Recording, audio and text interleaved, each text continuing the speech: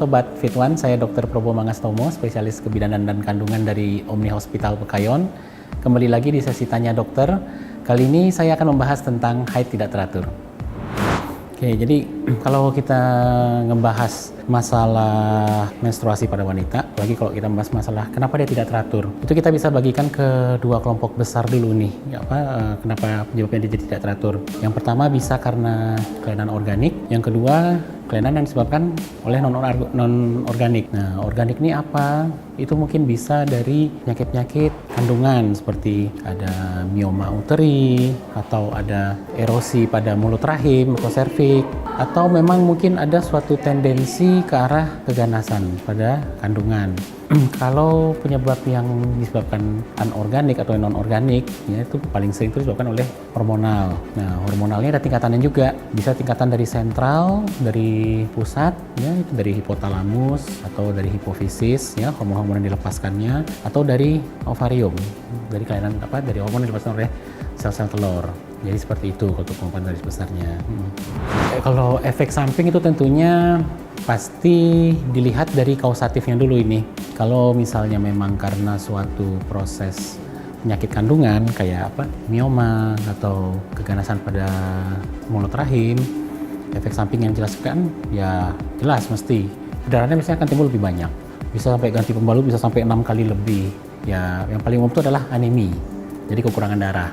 Kalau kekurangan darah otomatis pasti secara fisik pasti dia jadi pembuatnya lemes, gampang lebih lelah, capek ya.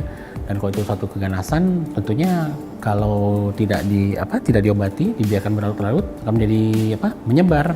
Untuk penyakitnya akan menjadi lebih berat lagi.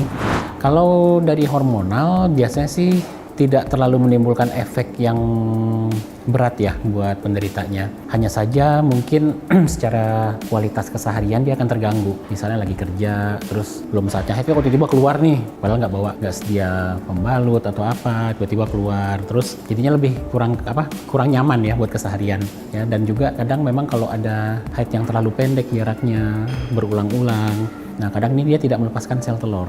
Jadi kadang untuk penderita yang baru menikah, kesempatan dia untuk dapatkan anak itu jadi agak sedikit terganggu. Bukan nggak bisa, tapi agak sedikit terganggu seperti itu.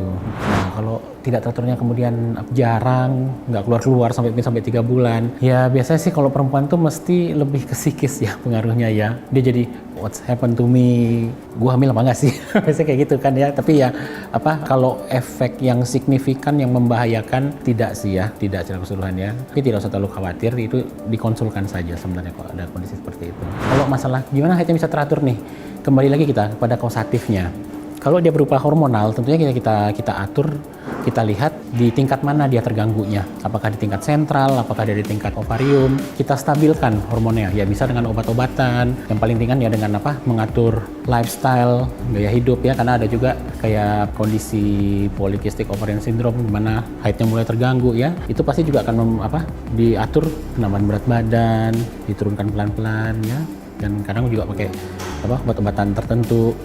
Nah, tapi kalau gangguan haidnya itu disebabkan oleh suatu kelainan organik, kayak tadi yang saya bilang, ada mioma uteri atau ada suatu keganasan pada kandungan, penyebabnya itu kita hilangkan, seperti itu. Haid yang normal itu, kita nilainya itu dari siklusnya, lama saat haidnya keluar, jumlah darah yang keluar saat haid itu. Ya, kalau siklus yang normal itu antara 21 hari sampai 35 hari, ya siklusnya. Kemudian haidnya itu lamanya biasanya 3 sampai 7 hari dan jumlah darah yang keluar itu biasanya sekitar 50 sampai 60 ml. Ya kalau kita hitung kalau orang awam ngitungnya ya paling nggak tuh ganti pembalut tuh sehari itu bisa 3 sampai 5 kali. Kalau misalnya haidnya sebulan bisa sampai 2 kali, 3 kali, berarti kan jaraknya lebih pendek tuh. Nah ini mesti ada something. Ya emang kita harus buat taunya itu apa, ya kita harus periksa memang. Atau haidnya terlalu lama, sampai 2 bulan, 3 bulan lebih, nggak keluar-keluar haidnya, ini juga mesti ada sesuatu. Itu memang harus kita periksakan. Kalau warna nggak pernah jadi patokan khusus sih ya sebenarnya sih ya. Karena yang namanya haid itu kan sangat-sangat tergantung pada individunya masing-masing. Ya mungkin ada yang darah haidnya keluarnya itu langsung bersamaan dengan dinding endometriumnya yang banyak, jadi keluarnya langsung kayak hati ayam kehitaman, banyak seperti itu ya. Ada mungkin di awal-awal cuma keluar flek-flek aja, jadi itu sangat individual sekali, jadi tidak ada patokan khusus. Kalau darahnya hitam berarti haidnya normal. Kalau darahnya merah, haidnya nggak ada. Cuma memang kita lihatnya lebih ke banyaknya ya, dan kadang juga aroma yang keluar. Nah itu kita bisa jadi patokan. Kalau dia terlalu kayak berbau busuk, kayak cucian daging busuk itu ya, nah kita khawatir memang ada sesuatu hal di situ. Nggak ada sih makanan khusus. Kalau mau makan ini berarti haidnya nanti jadi bagus. Sebenarnya itu nggak ada. Mungkin sih lebih ke lifestyle-nya sih ya. Ya memang kan kita tidak bisa pungkiri ya, kalau sekarang itu memang jenis makanan itu macam-macam, dari bahan yang aneh-aneh juga memang banyak ya, dan ada yang mengandung bahan tertentu yang mungkin sebenarnya bukan hal-hal yang aman untuk dikonsumsi setiap hari. Ya saran saya sih ikuti gaya hidup yang sehat sebenarnya sih.